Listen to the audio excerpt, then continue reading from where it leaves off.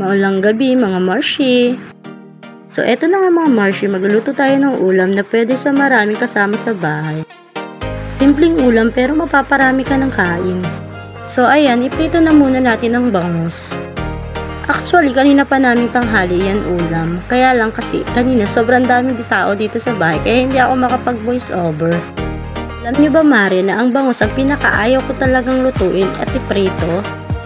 Kasi matalsik ang mantika niyan. Lalo pa sa amin na ang taas ng aming lutuan. Na halos nakatapat na sa akin ang kawali. Na kapag tumalsik ang mantika, siguradong sa mukha ko kaagad ang bagsak.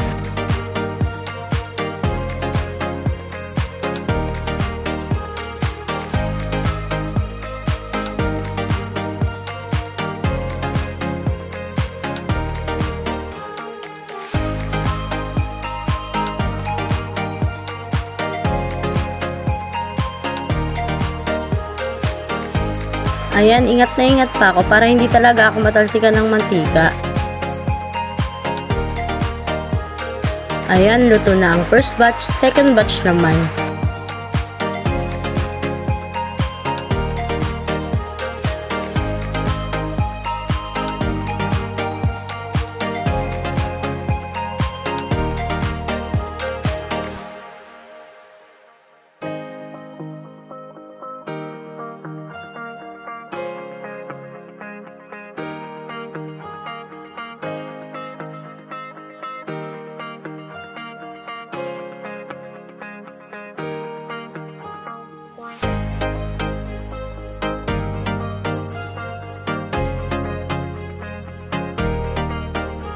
Ayan, luto na. Sobrang lakas ng ulan, sumabay pa talaga sa pagbo-voice over ko.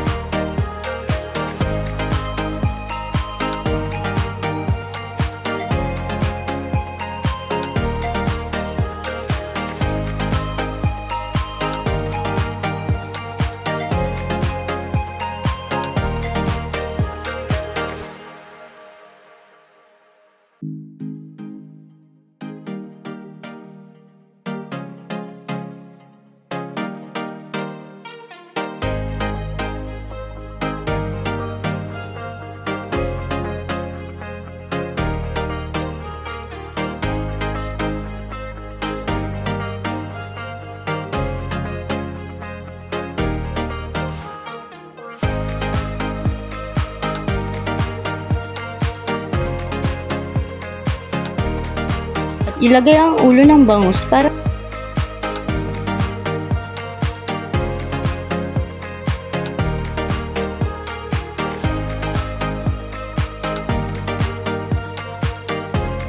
at hayaan lang yung kumulo.